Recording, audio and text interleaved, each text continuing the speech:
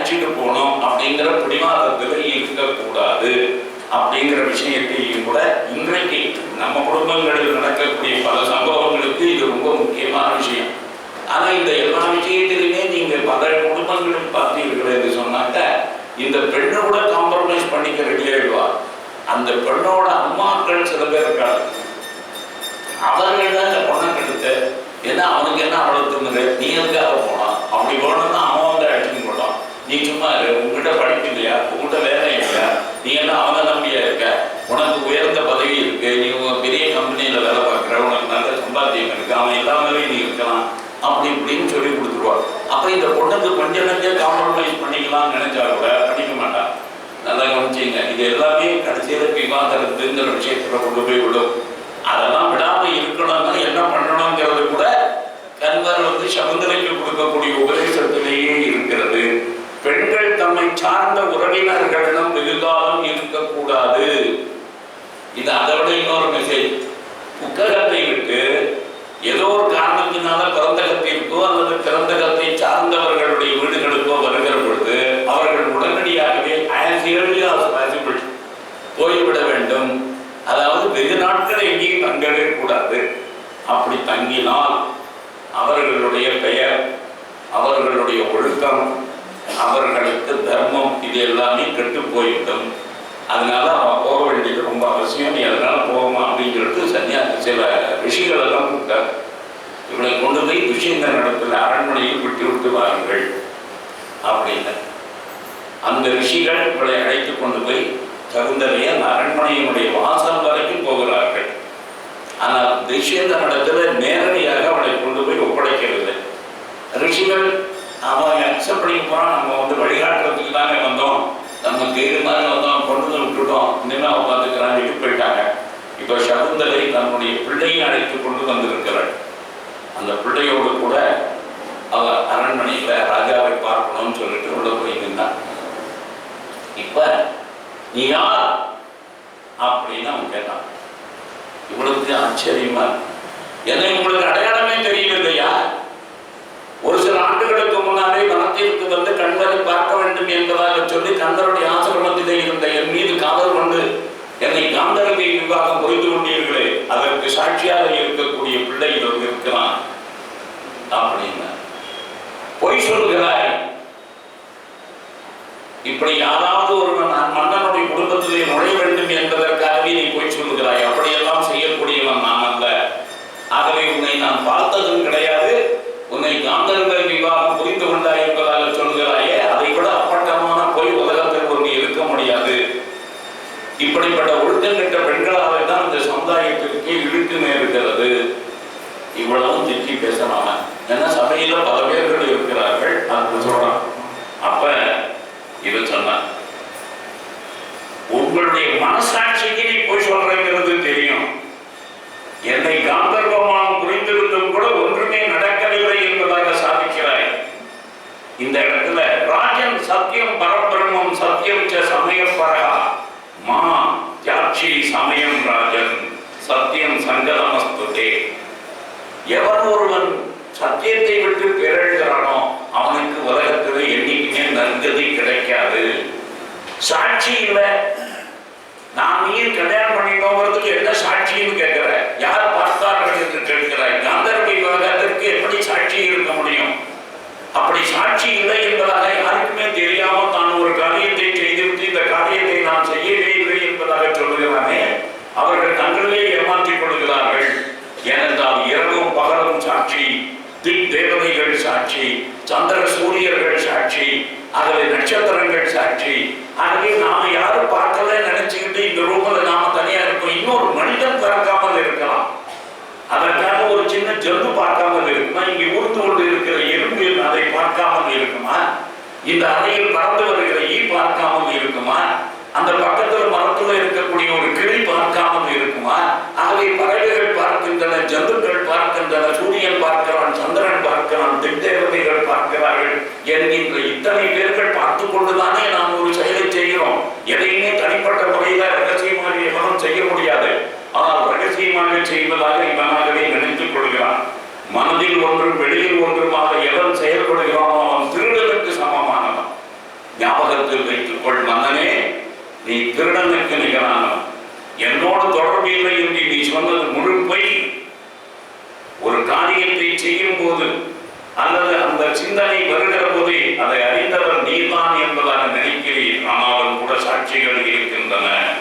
அதனால இப்ப இது எல்லாத்தையும் மேல நம்மோடு நிக்கமர நிறைந்திருக்கிற பரம்பொருளை மீறி நாம் எதுவும் செய்ய முடியாது என்பதையும் நீ புரிந்து கொள். ஒவ்வொருத்தருடைய உள்ளிருந்தே பேசுகிற மனசாட்சி என்பதாகவும் வந்து இருக்கிறது. ஆனா நான் ஒரு இடத்துல உங்களுக்கு சொல்றேன், இந்த பிள்ளைய உனக்கு சாட்சி. அது எப்படி தெரியுமா? ஒரு கால் தன்னுடைய கணவனுக்கு தெரியாமல் கள்ளக்காதல் கொண்டு எவ்வளவு ஒரு குழந்தையை பெற்றுவிட்டு அதை பின்னாடி தன்னுடைய புருஷனுக்கு தான் பிறந்தது என்பதாக சொல்லி அவனை ஏமாற்றிக் கொண்டிருந்தாலும் கூட அந்த பிள்ளைக்கு இவள் யாரை கணவன் அப்பா என்பதாக காட்டுகிறாளோ அவனிடத்திலே பாசம் வராது. கள்ளக்காதல்ல பிறந்த குழந்தை நிச்சயமாகவே இந்த தந்தையினிடத்துல பாசம் வைக்க மாட்டான். அது மட்டுமல்ல, அந்த தந்தைக்கும் கூட இந்த பிள்ளையை பார்த்தவுடனே தன்னவன் என்கின்ற உணர்வு வராது. நம்முடைய மனைவி நம்மை ஏமாற்றுகிறாள் என்ற விஷயத்தை அவனால் புரிந்து கொள்ள முடியும். இந்த பிள்ளைக்கும் அவனுக்கும் இடையே பாசமே ஏற்படாது. அது மட்டுமல்ல, என்றைக்காவது ஒரு நாள் இந்த தந்தையை தீர்த்து கட்டிவிட வேண்டும் என்பதாக சொல்லி இந்த மகன் நினைப்பான். அதுபோலவே இந்த மகனை என்றைக்காவது ஒரு நாளைக்கு கொலை செய்து விட வேண்டும் என்று அந்த தந்தையும் நினைப்பான். அதனால நீ உனக்கு பிறந்ததுதான் பிள்ளை அப்படின்னா இந்த பிள்ளையை தூக்கி கொஞ்சிடாது. இந்த பிள்ளையை தூக்கி கொஞ்சி இந்த பிள்ளையை நீ தூக்கி ஸ்பர்ஷம் பண்ணின உடனே உனக்கு தெரியல இது ஓம் பிள்ளைதானே, இது ஓம் பிள்ளைதானே. ஊரா பிள்ளையை தூக்கி கொஞ்சிட்டேன்னா ஓம் பிள்ளைங்கிற உணர்வு வருமா? இப்ப நம்ம எல்லாருக்கும் ஒரு பெரிய விஷயம் இருக்கு. என் பிள்ளைன்னு ஏன் உறவு கொண்டாடலாம்? அவனில் என்னையே நான் பார்க்கிறேன், அவன் என்னையே நான் பார்க்கிறேன். என்னுடைய எல்லாருக்குமே தன்னை பார்க்கிற போது ஏற்படுகிற சந்தோஷம் உலகத்துல வேறு எதுலையுமே கிடையாது. நம்ம தான் நம்ம நேசிச்சுக்கிறோம். நீங்க பல பேர் பார்த்தீங்கன்னாக்க தன்னை கண்ணாடியில் அடிக்கடி பார்த்துப்பாங்க. கண்ணாடியில் பார்த்துக்கிறதுனால எனக்கு ஒரு சந்தோஷம். நான் எவ்வளோ அழகா இருக்கேன், என் கண்ணு எப்படி இருக்க, என் மூக்கு எப்படி இருக்க, அப்படி நம்மளே பார்த்து வச்சுக்கிறோம். ஏனென்றால் ஒருவனுக்கு தன்னை நேசித்துக் கொள்வதுதான் இயல்பான தன்மை, ஆத்மா. இப்ப அதுக்கு வெளியில ஒருத்தரோட நேசிக்கணும்னா அந்த தன்னுடைய ஆத்மாவனுடைய பிரதிபிம்பமாக இருப்பது இந்த மகன் மகள். அதனால ஒரு மகனிடத்துல ஏன் பாசம் அதீதமாக வருகிறது? இப்ப உதாரணமா அந்த பிள்ளை பிரிஞ்சிருக்கான்னு வச்சுங்க, அந்த பிள்ளை எங்கேயோ இருக்கான், அவனே பறி கொடுத்துட்டான், இந்த மாதிரி ஒரு குழந்தை பிறந்தது தெரியாது. அப்புறம் திடீர்னு ஒரு நாளைக்கு அந்த பிள்ளையை எங்கேயோ சந்திக்கிறான். 20 வருஷம் கழிச்சு அவன் ஒரு இளைஞன், இவனுக்கு பிறந்த பிள்ளைன்னு இவனுக்கும் தெரியாது, இவர் தான் அப்பாங்கிறது அந்த பிள்ளைக்கும் தெரியாது. ஆனால் அப்படி சந்தித்துக் கொள்ளுகிற பொழுது கூட இவர்களை அறியாமலேயே ஒருவர் பால் ஒருவர் ஈர்க்கப்படுவார்கள். இது நீங்க உங்க வாழ்க்கையை பார்த்திருக்கலாம், இல்லைன்னா குறைஞ்சபட்சம் சினிமாவில் பார்த்திருக்கலாம். அதனால சினிமா என்பது நம்முடைய வாழ்க்கையை வைத்துத்தான் எடுக்கிறார்கள். அதுக்காக சொன்னார். அதனால இது ஏதோ புதிய விஷயம். அதனால தூக்கி கொஞ்சிடாங்க, தூக்கி கொஞ்சி. ஆனா இந்த விஷயத்தை இவன் சொன்னா நீ போய் சொல்லுகிறார், நீ கெட்ட நடத்தை உள்ளவள். சாதாரணமாகவே உலகத்தில் பெண்கள் அனைவருமே கொடியவர்கள். இந்த இடத்துல பெண்களை எவ்வளவு திட்ட முடியுமோ அவ்வளவு திட்டான். அதாவது பெண்கள் என்பவர்கள் காமம் மிகுந்தவர்கள், காமத்திற்காக எதையும் செய்யக்கூடியவர்கள், கொண்ட கணவனை விடுத்து அயல் மண்பவர்களை நாடுபவள் பெண், பொய் சொல்ல தயங்காதவர்கள். அதாவது மகாபாரதத்துல எவ்வளவுக்கு எவ்வளவு பெண்களை உயர்வாக பேசி இருக்கிறதோ அவ்வளவுக்கு அவ்வளவு பெண்களை தாழ்வாகவும் பேசி இருக்கிறது. அப்படி பார்க்கிற போது இது பெண்களை இழிவுபடுத்துகிற நூல் அப்படிங்கிற முடிவு வரக்கூடாது. உலகத்துல இது ரெண்டுமே இயல்புகள். இதுல இந்த நல்ல இயல்புகள் கொண்ட பெண்களும் பாடுகிறார்கள், அந்த இயல்புகளை கொண்ட பெண்களும் பாடுகிறார்கள். 100% யாரோ இதுலயே இல்லை, 100% யாரும் அங்கேயும் இல்லை. அதனால எல்லாரையும் பார்த்து பேசுகிற ஒரு சமுதாயத்துல ஒரு நூல்ல இயல்பாகவே அப்படிப்பட்ட பெண்களும் இருக்கிறார்கள். அதனால இங்கே பேசும் பேச்சுக்களை யாரும் நம்ப மாட்டார்கள். ஒரு கால் நீ பணத்திற்காகத்தான் இதை சொல்லுகிறாய் என்பதாக வைத்துக்கொள். எவ்வளவு வேண்டும் சொல். இப்ப கூட நம்ம ஊர்ல சொல்லலாம் பாருங்க, ஒரு 2 லட்சம் 5 பிள்ளை விட்டுரு. இல்லைன்னா எவ்வளோ பொண்டாட்டிக்கு தெரியாம ஒருத்தி வச்சுட்டு இருந்தாங்கன்னா ஒரு 3 லட்சம் 4 லட்சம் வாங்கி வேணா வீடு எழுதி தரேன். ஏன்னா சத்தம் போட்டு வெளியில சொல்லாது, எனக்கு பிறந்த குழந்தைன்னு சொல்லாது, போயிடு அப்படின்லாம் சொல்லலாம் பாருங்க. அதே மாதிரி இவன் பேசுறான், அதே மாதிரி இவன் பேசுறான். எனக்கு அந்த மாதிரி என்னுடைய விஷயத்தை ப்ரூவ் பண்றதுக்கு இப்ப என்கிட்ட எந்த சாட்சியுமே இல்லை.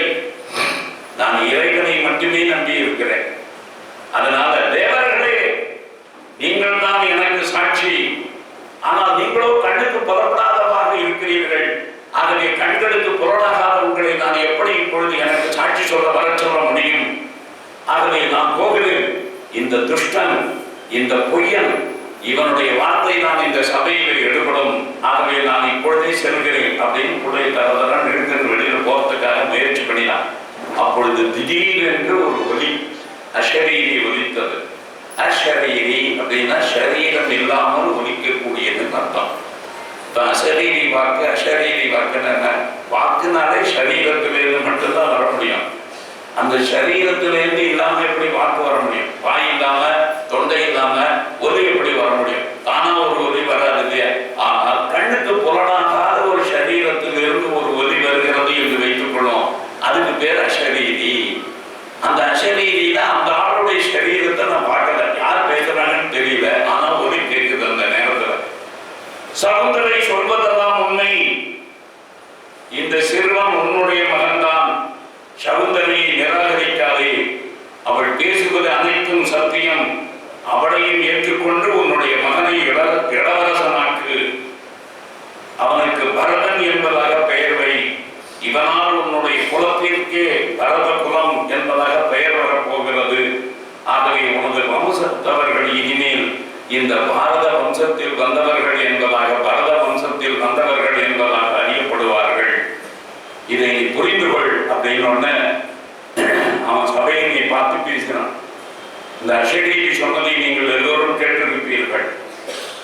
தேவர்கள் பூமாரி பொழிந்தார்கள் இந்த பெண்ணின் மீதும் இந்த குழந்தையின் மீதும். அதையும் நீங்கள் எல்லாம் பார்த்திருப்பீர்கள். உண்மையிலேயே சகுந்தலையினுடைய சொல்லை மட்டுமே கேட்டு நான் பரதனை என்னுடைய மகனாக ஏற்றுக்கொண்டிருந்தேன் என்று சொன்னால், ஏதோ நானே சரி செய்து யாரோ ஒருத்தியுடன் உறவு கொண்டிருந்து விட்டு அந்த பிள்ளையை இன்றைய தினம் என்னுடைய குடும்பத்தில் சேர்த்துக் கொள்கிறேன் என்பதாக நீங்கள் நினைக்கலாம். ஆனால் இவன் தான் எனக்கு பிறந்த பிள்ளை என்பதை எல்லோருக்கும் புரிய வைப்பதற்காகத்தான், இவள் என்னுடையவள் என்பதை நிரூபிப்பதற்காகத்தான் நான் அப்படி பேசினேன். எனக்கும் தெரியும் இவள் என்னுடைய மனைவி, காந்தர் விவாகம் செய்து கொண்டவன். அதனால இனி யாருக்கும் சந்தேகம் தருவதற்கு நியாயமே இல்லை. சபையின் முன்னிலையில் இவளை நான் ஏற்றுக்கொள்கிறேன் அப்படி என்பதாக சொல்லி இந்த இடத்துல காளிதாசன் சாகும் இடத்துல ஒரு சின்ன மாற்றத்தை உண்டாக்குறான். இங்க இவன் வேண்டுமென்றே பேசுகிறான், அவள் தெரிந்திருந்தும் கூட பேசுகிறான். அந்த இடத்துல சவுந்தரத்துல இவன் மறந்து போய்விட்டான். துர்வாச மகரிஷியினுடைய சாபத்தினாலே இவன் அவளை சந்தித்ததையே மறந்து போய் விடுகிறான். அதனால அவ வந்தபோது அதுல இன்னொரு டிஸ்ட் அவர் வச்சிருந்தார். இந்த கல்யாணம் பண்ணிக்கிற போது காந்தர்வ விவாதத்துல மோதிரம் மாற்றிக் கொள்வது என்கின்ற பழக்கம் உண்டு. அதனால ராஜா தன்னுடைய மோதிரத்தை அன்றைய தினம் இவருடைய கையில அணிவித்திருந்தான். அப்பொழுது அவர்கிட்ட சொன்னான், நாளைக்கு ஒரு கால் ஏதாவது ஒரு காரணம் பற்றி நீ உரிமை கோரி வர வேண்டிய நிலைமை ஏற்பட்டாலும் கூட இதுவே சாட்சி, நாம் 2 பேரும் திருமணம் செய்து கொண்டதற்கு அப்படின்னு சொல்லிட்டு அந்த காந்தர்வ விவாத மோதிரத்தை அவர் கையில இருந்தது. அது இருந்த நம்பிக்கையில தான் அவர் வருகிறாள். இது காளிதாசனுடைய சகுந்தரத்துல. அப்படி வருகிற போது அவர் படகையில கிராஸ் பண்றார். படகு ஒரு சின்ன பகுதியில நதி கடந்து வரணும். அப்படி வருகிற போது அந்த படகுல இவரோட அமர்ந்து இருக்கிற போது இவள் கையில இருக்கக்கூடிய மோதிரமானது நழுவி அந்த தண்ணீரை விழுந்துருது. அதனால இவனுக்கு இருந்த ஒரே சாட்சி போயிடுது. அவனும் ஏற்கனவே மறந்து போகிற சாபத்தினால மறந்துமே நீ யாருன்னு கேட்கிறான். அப்படி இவன் பேசுறான். இந்த மோதிரத்தை காமிக்கலான்னு பார்த்தா மோதிரம் இல்லை. அவளுக்கு மோதிரம் எப்படி போச்சு, எங்க நடிச்சுன்னு கூட தெரியல. அந்த மாதிரி எல்லாம் இருக்கிற போது இவன் ரொம்ப நிராகரிக்கிறான். இதற்கு இடையில இந்த மோதிரத்தை ஒரு மீன் விழுங்கி விடுகிறது. அந்த மீனை ஒரு செம்படவன் பிடிக்கிறான். அந்த செம்படவன் அந்த மீனை வாங்கி அறுக்கிற போது அதுக்குள்ளே இந்த மோதிரம் இருக்கிறது. இது ராஜாவனுடைய ராஜ முத்திரை பதித்த மோதிரம் என்ற காரணத்தினால் அதை கொண்டு வந்து அரண்மனையில் கொடுக்கிறான். அப்படி கொடுக்கிற போது இவள் தான் சகுந்தலை என்பதை உணர்ந்து கொண்டு ஏற்றுக்கொள்கிறான் என்பதாக இந்த மகாபாரதம் தான் எழுதிய. அதுக்கப்புறம் காளிதாசனுடைய சகுந்தலம் அதனால அந்த மாதிரி அதை மாற்றி அமைத்திருக்கிறார். இப்ப பட்ட மகிழ்ச்சியாக சௌந்தரியை ஏற்றுக்கொள்கிறான். பரதனுக்கு யுவராஜ்ய பட்டாபிஷேகம் நடைபெறுகிறது. துஷ்யந்துஸ்து ததாராஜா புத்திரம் சாகுந்தலம் ததா பரதம் நாமதகா கிருத்வா யுவராஜ்ய அபிஷேகேய. இவனுக்கு யுவராஜ்ய பட்டாபிஷேகம் பண்ணி பரதன் என்பதாக ஒரு பெயரையும் சூட்டுகிறார். இந்த பரத வம்சத்திற்கு பின்னால் வந்தவர்கள் பரத வம்சத்தவர் என்று அறியப்பட்டார்கள். இந்த பரதன் ஒரு மிகச்சிறந்த மன்னனாக இருந்தான். 100 ஆண்டுகள் துஷ்யந்தன் வாழ்ந்தான். அப்படி வாழ்ந்து ஆட்சி செய்து அதன் பின்னாளில் பரதனுக்கு பட்டாபிஷேகம் நடைபெறுகிறது. இந்த துஷ்யந்தன் ராஜ ரிஷியாக வனத்தில் தவம் செய்ய போகிறான். அதாவது ராஜாக்கள் எல்லாருக்குமே ஒரு குறிப்பிட்ட காலம் ஆட்சி செய்ய வேண்டும் என்பதாக சொல்லப்பட்டிருக்கிறது. அதுக்கப்புறம் ஜென்மத்துக்கு ஆட்சி பண்ணணும்னு சொல்லவே இல்லை யாருக்குமே. எவனுமே ஜென்மத்துக்கு ஆட்சியில இருக்க வேண்டும் என்பதாக நினைக்கவே கூடாது. ஒரு குறிப்பிட்ட வயது அடைந்த உடனேயே அவன் தன்னுடைய மகனிடத்தில் பொறுப்பை ஒப்படைத்துவிட்டு கானகத்திற்கு சென்று வானப்பிரஸ்தியாக இருக்க வேண்டும். இந்த இடத்துல வானப்பிரஸ்தத்தை பற்றி அதனுடைய அவசியத்தை பற்றி நாம புரிந்து கொள்ளணும். இன்றைக்கும் கூட நம்முடைய குடும்பங்களில் இந்த வானப்பிரஸ்த ஆசிரமம் விடுபட்டு போனதனால்தான் ஜெனரேஷன் கேப் என்பதாகவும் ஒன்று ஏற்பட்டு இருக்கிறது. 80 வயசுக்கு மேல ஒரு பிரைம் மினிஸ்டராக இருக்குது, எம்பியாக ஆவது, 75 வயசுலேயே எம்பிக்கு நிற்கிறது, ஓட்டுரிமை என்பதாக சொல்லி 100 வயசு தாண்டிய ஒரு கிழவனும் ஓட்டு போடலாம் வச்சிருக்கிறது. இது எல்லாமே சாஸ்திரத்திற்கு விரோதமானது. ஓட்டிங் ரைட்டே எங்க இருக்கணும்? என்னைக்கோ தன் கிரகத்தான் ஆறானோ அப்பதான் ஓட்டிங் ரைட்டே வரணும் அவனுக்கு. அதனால அந்த ஓட்டிங் ரைட் அப்ப அது கடைசியா முடிகிறது அப்படின்னா அவன் என்னைக்கு ரிட்டையர் ஆகிறானோ அன்னைக்கு முடிஞ்சிடணும். நாம ஒரு ஏஜை பிக்ஸ் பண்ணலாம். இப்ப 18 to 18 இருக்கிறாங்க ஓட்டிங்க. நீ 18 to 80 இயர்ஸ் தான் ஓட்டிங் ரைட்டுன்னு சொன்னா முடிஞ்சு போச்சு கதை. எதுக்கு 80 வயசுக்கு மேற்பட்டவன் எதுக்குடா ஓட்டு போடலாம்? 80 வயசு 85 வயசுல தான் செக்யூரிட்டி வந்துடும் முக்காசு பேருக்கு. ஒன்னும் யோசிக்கவே தெரியாது. குடும்பத்திலேயே நீ யாருன்னு கேட்பான் யாரையாவது பார்த்து. சில பேருக்கு ஞாபகம் மறதி வேற வந்துடும். அப்படியெல்லாம் இருக்கிற போது அனாவசியமா குடும்பத்து கிடையாது ஓட்டு போட்டான்னு தினத்தந்தியில ஒரு பெரிய செய்தி வேற. அப்படின்னு 4 பேர் தூக்கிட்டு வந்து ஓட்டு போட்டா ஜனநாயகம் மலர்கிறது. ஜனநாயகத்தினுடைய மிகப்பெரிய வெற்றியை பார்த்தீர்களா? குடுகுடு கிழவி ஓட்டு போடுகிறாள். 103 வயது கிழவி அங்கிருந்து வந்து ஓட்டு போட. அவன் என்னத்தை கண்டாப்போம்? அவளுக்கு கண்ணு தெரியுமா, கை தெரியுமா, எங்க என்ன இருக்குன்னு தெரியுமா, ஓட்டு பெட்டி தெரியுமா, தடவை தெரியுமா, சிம்பல் தெரியுமா, யாருக்கு ஓட்டு போடுறோம்னு தெரியுமா, கட்சின்னா என்னன்னு தெரியுமா? ஆனா அதெல்லாம் நம்ம ஜனநாயகம் சொல்லிட்டு இருக்கோம். ஆனா வானப்பிரஸ்தத்துல at a particular age you should retire. இத நம்முடைய தர்மத்துல இருக்கக்கூடிய இதே விஷயத்தையே பிரிட்டிஷ்காரன் இந்த நாட்டுக்கு வந்து நமக்கு இங்கிலீஷ் எஜுகேஷன் வந்து வேலையெல்லாம் வாய்ப்புகள் எல்லாம் வந்து மேற்கத்திய அந்த நாகரிகத்தினுடைய விளைவாக ஏற்பட்ட அலுவலகங்களிலும் கூட அவனே ஒரு ஏஜ் பிக்ஸ் பண்ணியிருக்கான். கிட்டத்தட்ட நம்முடைய வானப்புறத்த ஏஜும் அதுவும் ஒண்ணுதான். சஷ்டியர்த்த பூர்த்தி தான் நமக்கு வானப்புறத்தம் போக வேண்டிய டைம். இப்ப சஷ்டியர்த்த பூர்த்தியில போக முடியறதுல பல பேருக்கு. ஏன்னா எந்த ரெஸ்பான்சிபிலிட்டியும் அந்த 60 இயர்ஸ்ல you are not able to complete. நீ கரெக்டா 25 வயசுல கல்யாணம் பண்ணிட்டு இருந்தேன்னா 60வது வயசுல உன் பிள்ளைக்கு பொண்ணுக்கெல்லாம் கல்யாணம் பண்ணி வச்சிருப்ப. அதுக்கப்புறம் பேரன் பேத்தியும் பிறந்திருக்கும். அப்ப யூ வில் பி ரிட்டையரிங். அப்புறம் அந்த பேரனுக்காக வாழறது பேத்திக்காக வாழறதெல்லாம் கிடையாது.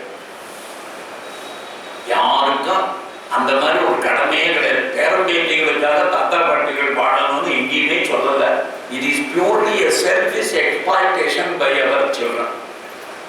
நம்ம பிள்ளையும் பொண்ணும் நம்மளை படாத பாடு படுத்தணுங்கிறதுக்காகவே தாத்தாக்கு என்ன படுத்துறது ஏன்னா 3:30 மணிக்கு யார் போய் கூட்டிட்டு வருவா ஸ்கூல்ல இருந்து. அதுக்கப்புறம் யார் ரேஷன் கார்டு வாங்குவா, யார் ரேஷன்ல போய் ஆர்டிகல்ஸ் வாங்கிட்டு வருவா, யார் எலக்ட்ரிசிட்டி பில் கட்டுவா, யார் வீட்டுல போஸ்ட்மேன் வந்தாலும் யார் கையெழுத்து போட்டு ரிஜிஸ்டர் தபால வாங்குவா. இதுக்கு எல்லாத்துக்கும் வீட்டுல ஒரு கடை இருந்தா தானே முடியும். ஆமா இவன் என்ன நினைச்சுக்கிறான்? ஐயோ நம்ம பொண்ணுக்கும் பிள்ளைக்கு நம்ம மேல இந்த மாசம் பொங்கல் பார்த்தியா, ஐயோ அவளுக்கு நம்ம என்ன கூடவே வச்சுருக்கேன். நான் இல்லைன்னா ஒரு நிமிஷம் பொண்ணு துடிச்சு போயிடுவான், நான் ஒரு நிமிஷம் இல்லைன்னா என் பிள்ளை துடிச்சு போயிடுவான். என் மாட்டு பொண்ணுக்கு அப்படி என் மேல ஒரு மாசமும் கிடையாது, நல்லா கட்டிக்க முடியாது. அதுல ஒன்றே ஒண்ணுல அதுல மியூச்சுவலா லாபம் இருக்கு. இப்ப நமக்கு என்ன, நமக்கு உண்மையிலேயே அதனால மொத்தத்துல லாபமா நஷ்டமானு பார்த்தா எந்த ஒரு முதியவருக்கும் மருமகனோட மருமகளோட இருக்கிறதுனால ஒரு லாபமும் கிடையாது. பிள்ளைகளுக்கு லாபம் உண்டு, பிள்ளைகளுக்கு லாபம். ஆனால் இருக்கிறவனுக்கு, வயசானவனுக்கு ஒரு லாபமும் கிடையாது. அதனால இந்த old age homes it is a boon. இப்ப மாடர்னா இவ்வளவு வந்துருக்கு பாருங்க. இதெல்லாம் இந்த சாபமா? பல பேர் அதை சொல்லிட்டு இருக்கான். முதியோர் இல்லத்திற்கு அனுப்புகிறாயே மகனை, உனக்கு அந்த பாசம் இல்லையா அப்படின்னு சொல்லிட்டு. அவனுக்கு நிம்மதி, உனக்கு நிம்மதி. நீ புரிஞ்சுக்காத. உன்னை நல்லா கன்வீனியன்டா ஒரு நல்ல 5 ஸ்டார் ஹோட்டல் மாதிரி இருக்கிற ஒரு முதியோர் இல்லத்துல கொண்டு போய் விட்டுட்டு மாதம் மாதம் நான் பணம் கட்டுறேன்னா குட் பை சொல்லுவார். இதை விட உலகத்திலேயே பெஸ்ட் ஒன்றும் இருக்க முடியாது. எதுக்கு வேலை வேலைக்கு அடுப்புல எதுவும் சமையல் வாங்கி வந்தார். இப்ப கிழவி 70 வயசு ஆயிருக்கு, 75 வயசு ஆச்சு, காய்கறிகள் அரிக்கிட்டு இருக்கா, அடுப்பு சமைச்சுட்டு இருக்கா. இவனுக்கு எதுவும் தலைவர் எடுத்தா? உன் பிள்ளைக்கு தான் சமைச்சு போட, உன் பேரன்களுக்கு தான் நீ ஏன் சமைச்சு போனோம்? அப்ப உங்க வீட்டுல எல்லா வேலையும் உங்க தலையில. ஆனா உங்களுக்கு ஒரு பெரிய கௌரவமா தான் இருக்கு. பிள்ளையோட நான் இருக்கேன், என் பிள்ளைய நான் ரொம்ப அன்பா பார்த்துக்கிறோம், மருமக ரொம்ப அன்பா பார்த்துக்கிறேன். என்ன பைத்தியக்காரன் தான். அதுக்கு பதிலா டேபிள் சாப்பாடு கிளீனா பெல் அடிச்சா வந்து நிற்குது. ஓல்டேஜ் ஹோம்ல அருமையான walking, medical facility, blood checking. ஒவ்வொரு நாளும் பிளட் ப்ரெஷர் செக் பண்ணுறதுக்கு ரூமுக்கு வந்துட்டு போகலாம். ஒரு நர்ஸ் இருக்கா, 85 வயசு ஆகிடுச்சுன்னு வச்சுங்க, அவர் 24 ஹவர்ஸுக்கு சர்வ் பண்ணுறதுக்குன்னு சில ஓல்டேஜ் ஹோம்ல தான் ஏற்பாடு. 65 நடமாட முடியும்னா யோகா கிளாஸ் நடத்தலாம், இங்கே மெடிடேஷன் கிளாஸ். இதெல்லாம் உங்கள் வீட்டில் உங்களுக்கு ஜென்மத்துலேயும் நினச்சிருக்கீங்களா? என்னைக்காவது ஒரு நாளைக்கு ஆசைப்பட்டு கோவிலுக்கு போயிருக்கல? நீங்கள் கோவிலுக்கு போகலான்னு புறப்படுவேன், கொஞ்சம் நான் இந்த இது வரைக்கும் போக வேண்டியிருக்கு, நீங்கள் கொஞ்சம் வீட்டை பார்த்துக்கோ அப்படின்னு போடுவாங்க. நான் இந்த மாட்டுக்கணும். நீங்க எப்ப கோவிலுக்கு போகலான்னு நினைக்கிறீங்களோ அப்ப அதுக்கு ஒரு பிரேக் போட்டுட்டு ஒரு வீட்டுல ஒரு வேலையை செஞ்சு வச்சுக்கிட்டு இவங்க 2 பேரும் மார்க்கெட்டுக்கு போறோம், அங்க போறோம், இங்க போறோம் அப்படின்ட்டுவாங்க. ஏதாவது ஒரு இடத்துக்கு போகலான்னு பார்த்தாக்க இல்ல அந்த நேரத்துல நீங்க வீட்டுல இருந்து பேரனை பார்த்துக்கணும், நாங்க 2 பேரும் இங்க போறோம் அப்படின்னு முடிஞ்சு போச்சு. அதனால ஆசையா எங்கேயாவது போகிறதுக்கு எல்லாத்துக்கும் ஃப்ரீ தான். அதனாலதான் நான் சொல்லுவேன், தனி கொடுத்தனம் போக வேண்டியவர்களுடைய மகனும் மருமகளும் அல்ல. மகனுக்கு திருமணமானவுடன் தனி கொடுத்தனம் போக வேண்டியது பெற்றோர்களுடைய கடமை. நீ தனியா ஒரு பிளாட் பார்த்து போய் சேரு, இவாட வந்துட்டு நீ போயிடுற, அவெல்லாம் எந்த விடுறான்னு சொல்ற, நீ நேரம் போயிடு. இத 10 மூன்றாம் பத்துன்னு ஒரு சங்க இலக்கியம், அதுல ராஜாக்கள் எல்லாருமே ஃபாலோ பண்ணினது நாடு முழுக்க இருந்த ரூலுங்கிறதுக்காக சொல்றேன். பள்ளி ஆணை செல்கெடு கூட்டுவன் அப்படின்னு வந்தான். அவன் நேர்மையான ஆட்சி நடத்தினான், வானப்பிரஸ்தம் போனான் அப்படிங்கிற தகவலை சங்க இலக்கியம் பதிவு செய்கிறது. ஒழுங்கர் நன்றிசை உயர்ந்த கேள்வி நெடும்பார தாயனார் முந்துர காடு போன்ற. அதாவது ஒரு பிராமணனை முன்னிட்டு கொண்டு அவன் வேறு போட்டிருக்கு, நெடும்பார தாயனார்.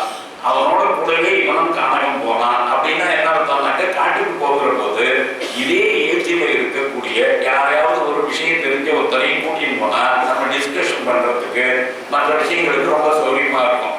அதனால அதையும் செஞ்சான் அப்படின்னு சொல்லிட்டு, இப்ப இவனுடைய பரம்பரையில இந்த பரத வம்சத்தவர்களுடைய பரம்பரை, அதுக்கு பௌரவ வம்சம் அப்படிங்கிற பேரு இருந்ததுன்னு இதை முதல்ல யார் தொடங்கினாங்கிற விஷயத்தை சொன்னேன். யயாதி இவனுடைய மகன் பூர்வனுடைய அப்புறம் பௌஷ்டிங்கிறோட கல்யாணம் பிறக்கிற குழந்தைகள் பிரவீரன், ஈஸ்வரன், ரௌத்ராஷ்வன். அதுல பிரவீரனுக்கும் சூரசேனி என்பவருக்கும் மனசியோன்னு ஒரு பையன், அவனுக்கு சௌவீகத்துல பிறந்தவன் சக்தன், சம்ஹனன், வாக்மி. இந்த பரம்பரை தொடர்ந்து கம்சு, இலினன், ரதந்திரி, இவர்களுக்கு 5 பிள்ளைகள். அந்த 5 பிள்ளைகள் 9வது தலைமுறையில் துஷ்யந்தன் வருகிறான். துஷ்யந்தன், சூரன், பீமன், பிரபசு, வசு. இந்த 9வது தலைமுறையில் இருக்கக்கூடிய துஷ்யந்தனுக்கு லக்ஷணை என்ற பெண்ணை அவன் திருமணம் செய்து கொள்கிறான். சௌந்தரியை காந்தர்ப விவாகம் செய்து கொண்டு அவளை அங்க விட்டுட்டு வந்ததுக்கு அப்புறம் அவளுக்கு ஒரு பிள்ளை பிறக்கிறது. அவன் பேரு ஜனமே ஜெயன். இப்ப அதுக்கப்புறம் தான் சௌந்தரி வந்து சேர்க்கிறாள். அவளுக்கு பட்ட மகிழ்ச்சி என்ற அந்தஸ்தையும் கொடுக்கிறான். அவள் வயிற்றுல பிறக்கிற பிள்ளைக்கு தான் பட்டம் சூட்டுகிறான். அவனுக்கு பேர் பரதன். நீ இவனை பறிக்க வேண்டும் என்ற அசதியை கூறியதனால அவனுக்கு பரதன் என்று பெயர். பரதனுக்கு 3 மனைவிகள். அதுல சுனந்தை என்பவளுக்கு 9 பிள்ளைகள் பிறக்கிறது. அந்த 9 பிள்ளைகளில் ஒரு பிள்ளை கூட ஆட்சி பொறுப்புக்கு லாயக்கில்லை. அதாவது அந்த காலத்துல ராஜாவோட பிள்ளை அந்த வம்சாவளி அப்படி வாரிசு உரிமை அப்படின்னு சொல்லிட்டு இப்ப அரசியல சொல்றாங்க. அந்த காலத்துல எல்லாம் அப்படி கிடையாது. வாரிசுன்னு நாம தப்பா நினைச்சுட்டு இருக்கோம். அந்த காலத்து ராஜாக்கள் வாரிசை பத்தி கவலைப்படல. வாரிசுதான் எப்படின்னா அப்பாவோட பிள்ளைதான் வருவான். ஆனா எந்த பிள்ளை அப்படின்னா எந்த பிள்ளைக்கு அந்த தகுதி இருக்கிறதோ அவன் மட்டும்தான் ஆட்சிக்கு வர முடியும், இல்லைன்னா வர முடியாது. அப்ப ஆட்சிக்கு வரக்கூடிய தகுதி இப்ப இல்லைன்னு முடிவு பண்ணான். இப்ப நீங்க மகாபாரத சீரியல் பார்த்திருப்பேன். அந்த சீரியல்ல இதை கொஞ்சம் வேற விதமா எடுத்துட்டான். அதாவது அவன் என்ன சொன்னான்னா பரதன் பெயரால் தான் இந்த தேசத்திற்கு பாரதம், அது போய் அதை நான் இல்லைங்கிறதான் சொல்றேன். நம்ம பேர் பல பேர் அப்படி தப்பா நினைச்சிட்டு இருக்கோம். அதனால இந்த இடத்துல அதையும் நான் சொல்ல வேண்டிய கடமை. ஆனால் பரதன் தான் ஜனநாயகத்தை அறிமுகப்படுத்தினான். தன்னுடைய பிள்ளைகளில் ஒருவருமே தகுதி இல்லை என்ற உடனே பொதுமக்கள் ஒருத்தனை தேர்ந்தெடுத்து அவன் முதல்ல பிள்ளையா கொண்டு வரான்னு அந்த சீரியல்ல காமிச்சிருப்பான். அது உண்மை இல்லை. மகாபாரதத்தில் தெளிவாக இருக்கிறது. தன்னுடைய 9 பிள்ளைகள் சரியில்லைன்னு வருகிற போது அவன் மீண்டும் ஒரு யாகம் செய்து தன்னுடைய மனைவி நடத்திலே ஒரு குழந்தையை பெறுகிறான். புமன்யு என்று அவனுக்கு பெயர். அந்த புமன்யுவுக்கு தான் முடிச்சு விட்டுக்கிறான். புமன்யுவனுடைய மனைவி சுவர்ணை, சுகோத்திரன் ஒரு பிள்ளை, சுகோத்திரனுக்கு ஜெயந்தி, ஜெயந்திக்கு பிறக்கிற பிள்ளை ஹஸ்தி. அவன் தான் இந்த குடும்பத்துல ஹஸ்தினாபுரம். இதுவே இந்த பெயரை தினந்தோறும் நீங்க கேட்டிருப்பேன். ஹஸ்தினாபுரத்தை சுற்றி தான் இந்த எல்லாமே நடக்க போகிறது. அந்த ஹஸ்தினாபுரம் என்கின்ற சிட்டியை உண்டாக்கினவன் யார் அப்படின்னா இந்த ஹஸ்தி. அவன் தான் முதல்ல ஹஸ்தினாபுரத்தை உண்டாக்கினான். அவன் பெயரால் தான் அந்த டவுனுக்கே அந்த பெயர் வந்தது. இந்த ஹஸ்திக்கு யசோதை என்று ஒரு மனைவி. அவளுக்கு பிறந்தான் விகுஞ்சனன். அவன் சுந்தரை என்பவளை கல்யாணம் செய்து கொண்டான். அஜமீடன் என்பதாக அவனுக்கு ஒரு பிள்ளை. அந்த அஜமீடனுடைய மனைவி 5 பேர். கையேயி, நாகை, காந்தாரி, விமலை, ரிச்சை. அவனுக்கு 5 மனைவிகள். ரிச்சைக்கு பிறந்தவன் சம்பரணன். சம்பரணனுக்கு தபதி என்பவளை திருமணம் செய்து கொண்டு இந்த சம்பரணனுடைய காலத்துல ஒரு எதிரிகள் படையெடுப்பு நிகழ்ந்திருக்கிறது. சம்பரணனுடைய மகன் பேர் தான் குரு. இந்த குரு உண்டாக்கிய இடம் தான் குருட்சேத்திரம். இவனுடைய காலத்துல தான் இந்த குருட்சேத்திரம் என்ற பகுதியானது டெவலப் செய்யப்பட்டது. அதனால இந்த குருட்சேத்திரம் குரு வம்சம்னு இதுக்கு பெயர். இதுக்கப்புறம் இந்த பௌரவ வம்சம்ங்கிறதே போயிடுது. இப்ப எப்பொழுதுமே ஒரு குடும்பத்துல ரொம்ப பாப்புலரா இருக்கிறவன் பேரை சொல்லிக்கிட்டே வருவான். அதுக்கப்புறம் அதை விட பாப்புலரா ஒருத்தன் வந்துட்டான்னு வச்சுங்க, அதுக்கப்புறம் அது போயிடும். அதுக்கப்புறம் வரவன் தான் வரும். இப்போ முன்னாடி இவர்கள் அத்தனை பேருக்கும் பௌரவ வம்சம் என்பதாக பெயர் இருந்தது, பூர்வ மெய்யமாக வைத்து. அதுக்கப்புறமாக இந்த குரு வந்த உடனே இவனுடைய பெயரால் இந்த வம்சத்திற்கு குரு வம்சம் என்பதாகவே பெயர் வந்துவிட்டது. குரு வம்சத்தவர்கள் கௌரவர்கள். நல்லா கவனிச்சுக்கணும், பாண்டவர்களும் கௌரவர்களே. அதனால இதுல பாண்டவர் கௌரவர்களே பேசக்கூடாது. எப்பவுமே பாண்டவர்களும் துரியோதனாதியரும் அப்படிதான் சொல்லணும். எப்பொழுதுமே சொல்லுகிற போது என்ன சொல்லணும்னா 2 பேருமே ஒரே வம்சத்தை சேர்ந்தவர்கள், குரு வம்சத்தை சேர்ந்தவர்கள். குரு வம்சத்தை சேர்ந்தவர்களுடைய பெயர் கௌரவர் அப்படிங்கிறது. அதனால இப்ப பாண்டவர்கள் என்று சொல்லுகிற போது இவர்கள் வேற வம்சம் போல இருக்கு, கௌரவர்கள் வேற வம்சம் பேர் இருக்குன்னு வந்துடக்கூடாது. துரியோதனாதியர் இந்த 2 ஃபைட் எப்படி நடக்கிறதுனா பாண்டுவனுடைய பிள்ளைகள் பாண்டவர்கள், திருதராஷ்டிரனுடைய பிள்ளைகள் இந்த துரியோதனாதியர். அவன் 2 பேருக்கு இடையில தான் பிரச்சனை. அதனால அதை பார்க்கிற போது துரியோதனாதியர் வெர்சஸ் பாண்டவர்கள் அப்படிதான் பார்க்கணுமே தவிர பாண்டவர்கள் வெர்சஸ் கௌரவர்கள் அப்படின்னு சொல்லக்கூடாது. அப்படி சொன்னா என்ன ஆயிடும்னா பாண்டவர்கள் கௌரவர்கள் இல்லைன்னு ஆயிடும், குரு வம்சத்தை சேர்ந்தவர்கள் அல்ல என்பதாக. அதனால அந்த குரு சுபாங்கிங்கிறவளை கல்யாணம் பண்ணிட்டு விதூரதன் சந்திரியை அப்படிங்கிறத விதூரதன் கல்யாணம் பண்ணிக்கிறான். அனஸ்மான் ஒருத்தன் பிறக்கிறான். அவனுக்கு பரீட்சித்துன்னு ஒருத்தன் பிறக்கிறான். நாம பார்க்க போற பரீட்சித் வேற, இவன் முன்னதாக இருந்த பரீட்சித். அவனுக்கு பீமசேனன் ஒருத்தன் பிறக்கிறான். அப்புறம் பரிஸ்ரவஸ், பிரதீபன் பேர் அவனுக்கு. அவன் இருக்கான். அந்த பிரதீபனுக்கு சுனந்தியின் இடத்துல 3 பிள்ளைகள். அந்த 3 பிள்ளைகள் தேவாபி, சந்தனு, பாகுலிகன்.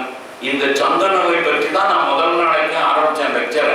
சந்தனு எப்படி கங்கை தேவி, கங்கா தேவியை சந்தித்து திருமணம் செய்து கொண்டான் என்ற விவரத்தை. இப்ப தேவாபி காணாம போனதுனால சந்தனு ராஜாவானான். சந்தனு கங்கையை திருமணம் செய்து கொண்டதுனால தேவதர்தான் என்று சொல்லக்கூடிய ஒரு பிள்ளை.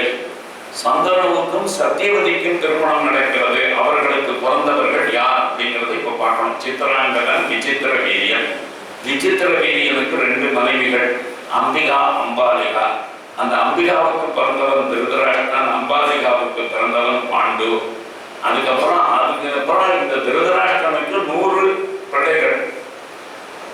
இதை தவிர ஒரு வைசிய பொண்ணிடத்துல ஒரு பிள்ளை, இதை தவிர ஒரு பெண், அப்ப 102 பேர். குந்தியிடம் 3 பேர், மாத்திரையிடம் 2 பேர். அப்படி நம்ம 3 பேர், மாத்திரையிடம் 2 பேர், மொத்தம் 5 பாண்டவர்கள். இதெல்லாம் வருது. இதெல்லாம் இந்த குடும்பத்தினுடைய வரலாறு. இதுதான். இப்ப இந்த பரதன் ஆண்டதுனால இந்த தேசத்திற்கு பாரத